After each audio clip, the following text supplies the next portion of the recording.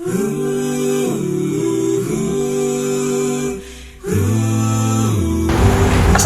warahmatullahi wabarakatuh. Waalaikumsalam warahmatullahi wabarakatuh. Bismillah, alhamdulillah, wassalatu ala rasulillah, la hawla wa la quwata illa billah, amma ba'd.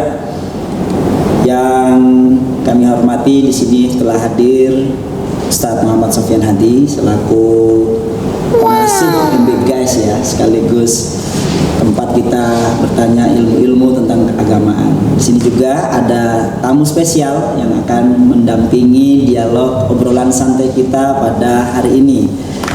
Ada Ibu Rizka dan Ibu Aziza.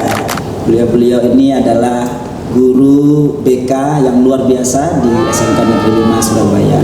Hadirin pemirsa yang dirahmati oleh Allah, kita masih berada di acara istimewa di bulan Ramadan, program terkini di SMK Negeri 5, khususnya Masjid Darul Ilmi SMK Negeri 5 Surabaya, dalam acara MB Guys. Kalau kita bilang MB Guys, masih ingat passwordnya Ustaz? Oke. Bersama-sama, saya ulangi sekali lagi, pemirsa di rumah juga bisa mengikutinya bersama-sama.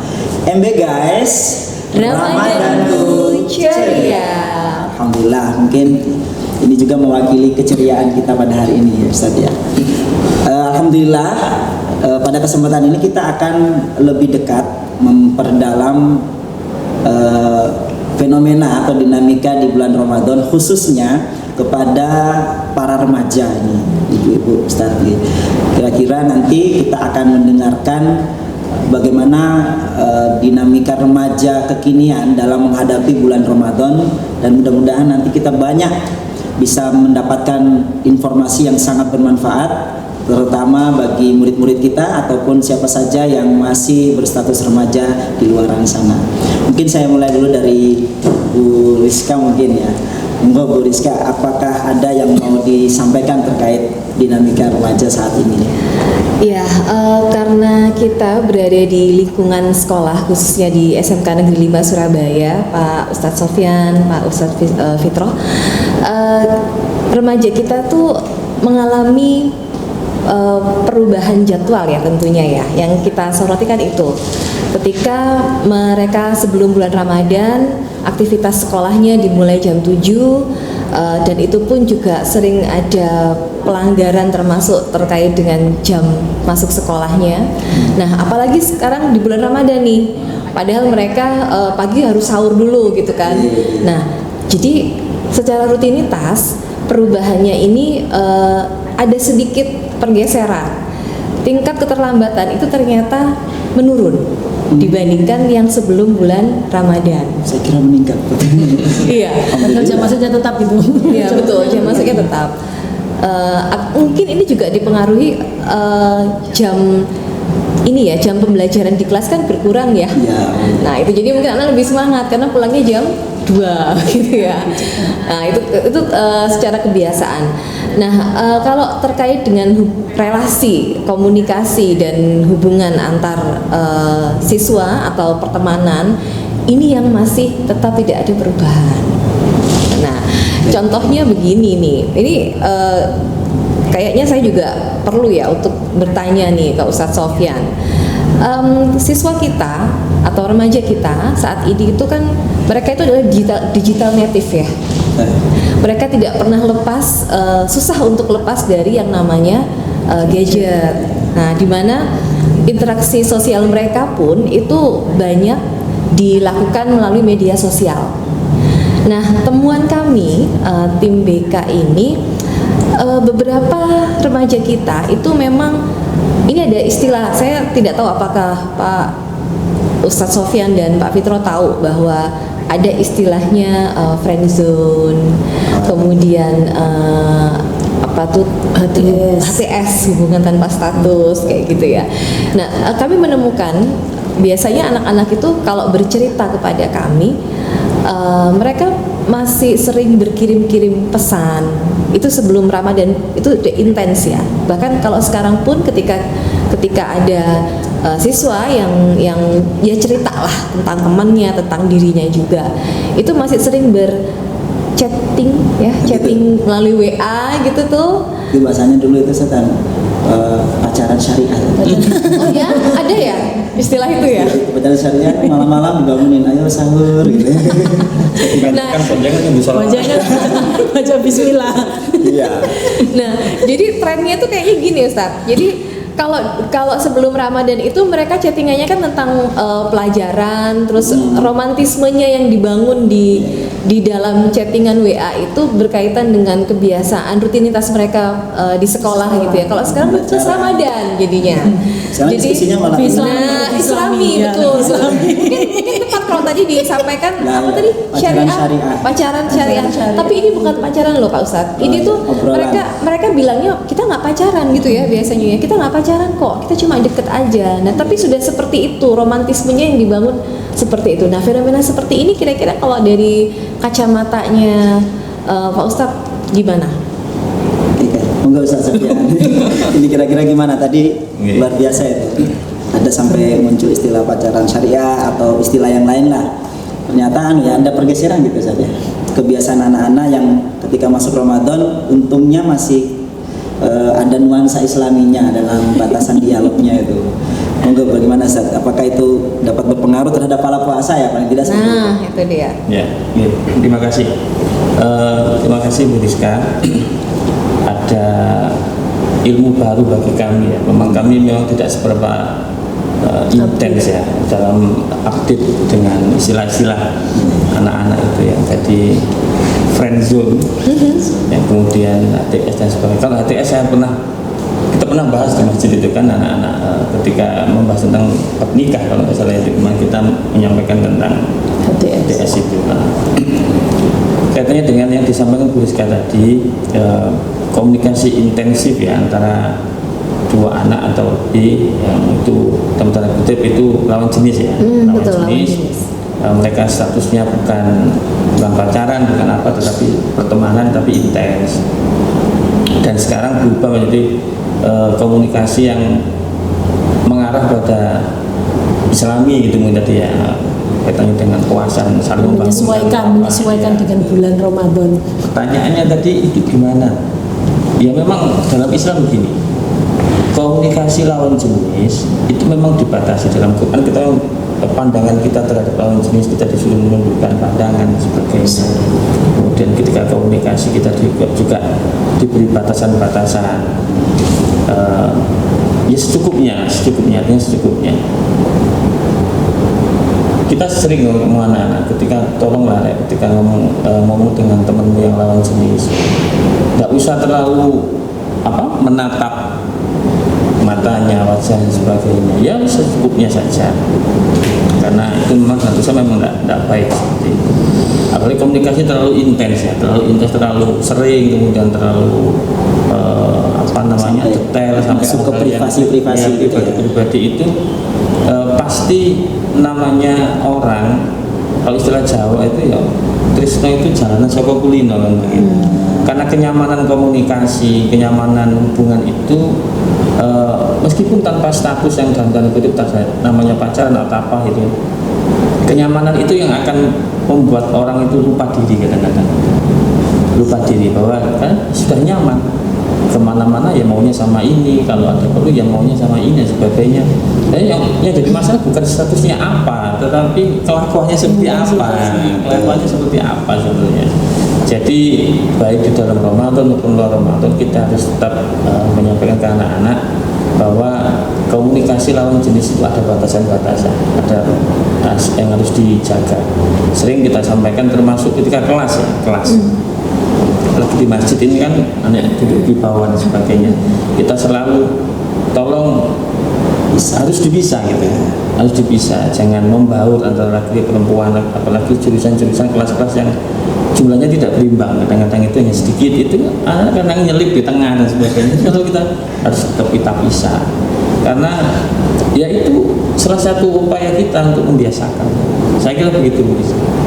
Jadi secara fisikal mereka harus tetap berjaga jarak gitu ya Pak Ustadz ya? Jadi menjaga jarak tetap dalam tidak menyinggung, tidak sampai menyakiti orang lain, tapi tahu batasan. Kalau saya seperti ini nanti akan seperti apa. Tapi kalau tetap chattingan di WA dengan nuansa yang romantis, bangunin sahur, ngajak tarawih. Nah itu seperti itu tuh kira-kira tadi menyinggung yang disampaikan oleh Pak Fitroh, apakah itu akan mempengaruhi pahala puasanya? Satu, terus yang kedua ini Pak Ustadz, mungkin perlu ini ya, kita ada nggak sih pendekatan ya atau cara dari sudut pandang agama Islam untuk mengingatkan remaja kita ini supaya ibadahnya di bulan Ramadan ini maksimal gitu. Ya. Langsung Ustaz, Oke. Langsung Ustaz. Jadi begini, saya garis bawahi lagi sebenarnya himbauan untuk kita menjaga jarak tadi bukannya fisik, tetapi juga non fisik seperti chattingan dan sebagainya tadi. Saya sampaikan lagi hal-hal yang bisa membuat orang itu terbiasa dengan kenyamanan, dengan hubungan-hubungan tadi yang harus diantisipasi sebenarnya. Apalagi dalam contohnya bisa tadi membangunkan sahur, mengajak tarawih bersama. Kemarin saya sih gimana anak itu kan, jangan sampai maksiat itu dibungkus, dikemas dengan seolah-olah itu ibadah kan gitu. Syar'i tadi. Jadi bagaimanapun juga tidak ada toleransi kemudian ini niatnya tarawih bersama sholat, tapi kemudian saya jemput dia, saya bonceng dia, nggak bisa. Di sesi pertama sempat ketika ada pertanyaan ya, itu kan saya menyampaikan Rasulullah yang menyampaikan, bukan saya yang mengutip.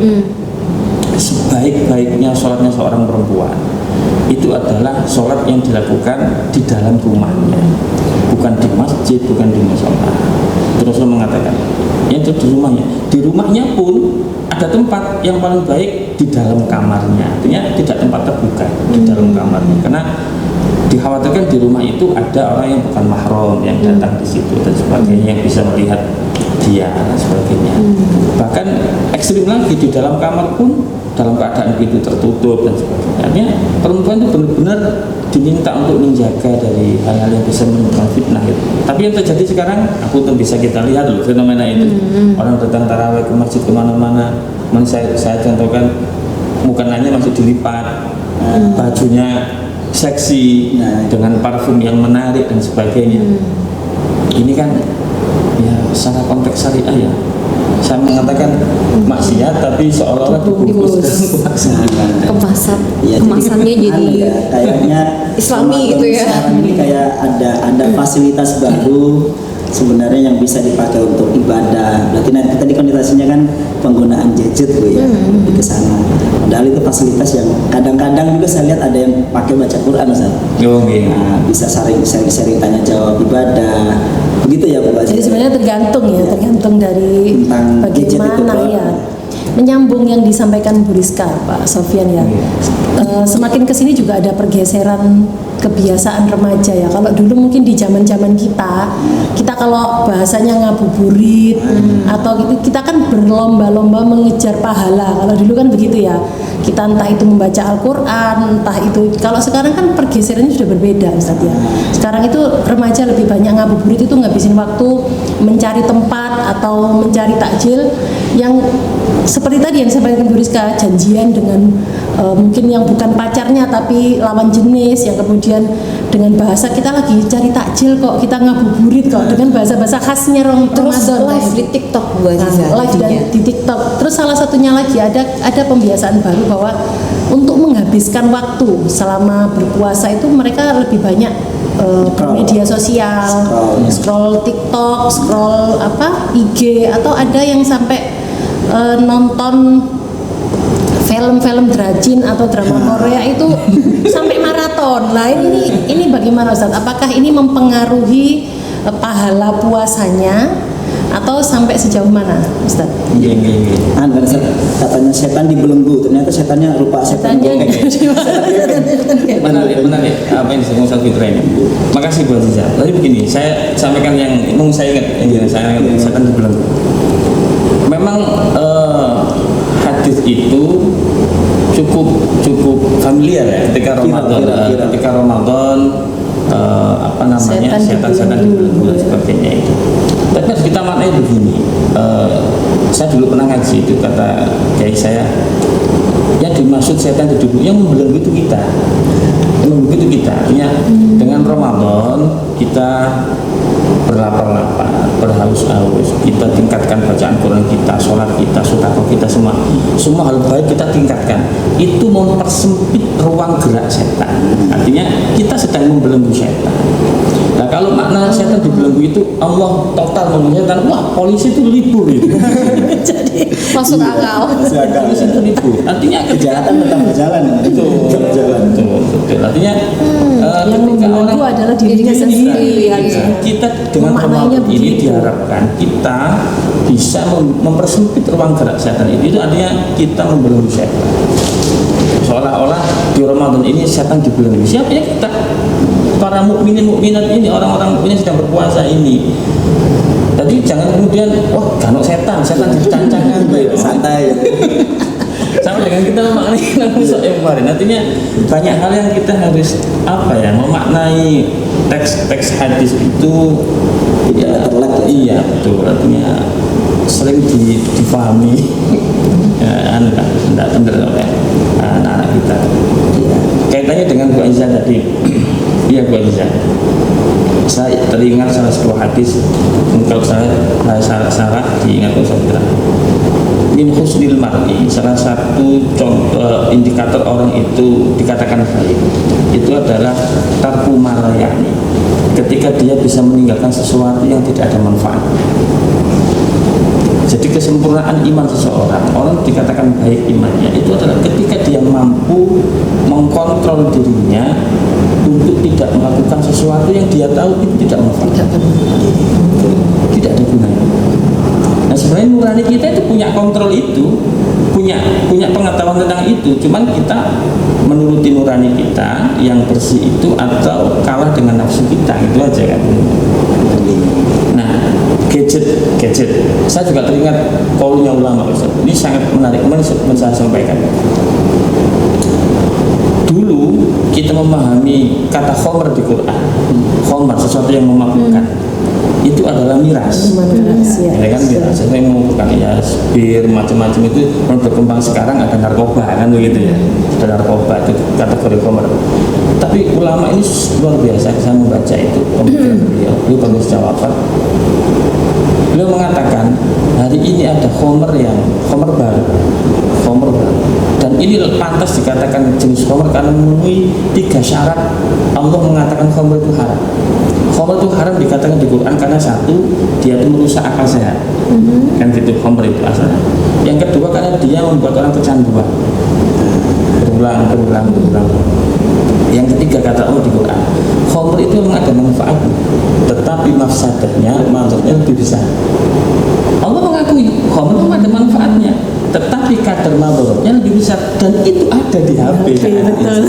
Ya di gadget. Berarti bisa dibilang HP itu adalah Khomer model berbeda. Benar. Kalau kita bicara tentang khomer tadi loh, ya HP ini memang bisa dikategorikan termasuk sejenis gitu tadi ya, sejenis dengan karena khomer. memenuhi kriteria Karena memenuhi kriteria itu.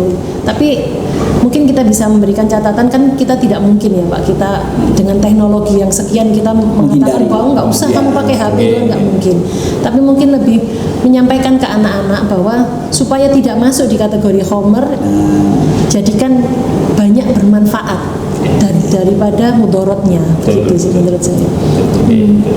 Ya kalau tadi melanjutkan tadi yang disampaikan Pak Fitrah itu kiatnya berarti seperti apa? Nah saya tadi kepikiran, oke, berarti kalau kayak gitu memang kita lebih menanamkan ke ini, membimbing anak-anak untuk tahu langkah-langkah atau kiat untuk pengendalian diri, self management dan manajemen waktu ya Bu Aziza. Kalau kita di BK kan biasanya kita anak-anak tuh diskusinya itu memang fokus ke bagaimana menyeimbangkan antara waktu kamu belajar, membantu orang tua, beribadah, sama aktivitas ekskul di sekolah.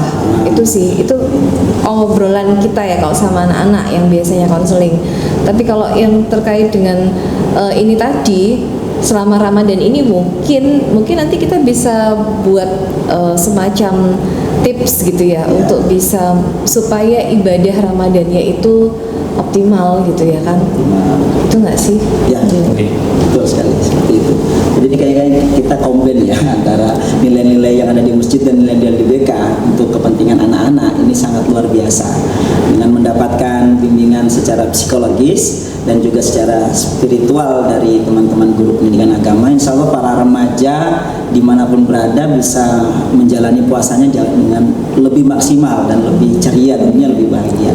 Saya pernah dengar ini satu pertanyaan, ada ustadz ditanya sama seorang pakar psikologi. Ustadz, ada 2 gambar ditayangkan, satu gambar itu gambar orang kecelakaan geger otak, yang satunya gambar anak remaja main HP. Terus sama ahli psikologi itu menanyakan kepada sang ustadz, ini gambar apa Ustadz? Sama atau beda? Beda lah, yang satu kecelakaan berdarah-darah kepalanya, yang satu ya santai, dia bahagia menggunakan HP-nya. Tapi kata pakar psikologinya bilang sebenarnya Ustadz sama itu kasusnya. Cuma yang satunya kelihatan fisiknya rusak, tapi yang itu otaknya yang rusak. Ini termasuk antisipasi terhadap penggunaan gadget yang berlebihan ya. Mungkin di bulan Ramadan ini mungkin salah satu momen yang tepat ya Ustadz untuk kita, namanya kan imsak, ngempet ya. Mungkin yang sesuatu yang kita berlebihan di HP dikurangilah, belajar ngempet. Jatahnya dikurangi, mungkin buat komitmen ke anak-anak. Maghrib ada zona non HP jam sekian sampai jam sekian. Itu sebenarnya bagian dari melawan hawa nafsu juga sebenarnya Ustaz. Ya, mungkin ada lagi yang perlu kita tanyakan lagi Ustaz. Kita menginginkan anak-anak kita baik, tetapi kadang kita lupa bahwa anak-anak kita baik itu tidak lepas dari contoh yang baik. Setuju. Kita sebagai orang tua, sebagai guru, ketika punya cita-cita keinginan anak-anak didik kita baik, anak di rumah kita baik, kita mulai dari diri kita. Insya Allah itu akan lebih mudah. Tetapi ketika kita sekeras apapun menginginkan anak-anak kita jadi baik, tetapi kalau tidak kita mulai dari diri kita, kesadaran itu sesuatu yang susah kita laksanakan. Maka kita tidak boleh anti kritik, tidak boleh hanya menginginkan orang lain berubah sementara kita tidak mau merubah diri kita sendiri. Semoga di Ramadan ini Allah memberikan kekuatan lahir batin untuk bisa menjadi hamba yang lebih baik, dan kita bisa memanen hasil Ramadan ini dengan semaksimal mungkin. Saya kira itu. Saya kira cukup ya, diskusi kita cukup berisi ini hari ini, alhamdulillah. Karena memang ini tema kita kan acaranya MBKS Majelis Penuh Barokah, harapannya memberikan barokah yang lebih banyak bagi majelis ini dan siapapun yang menyaksikan acara ini.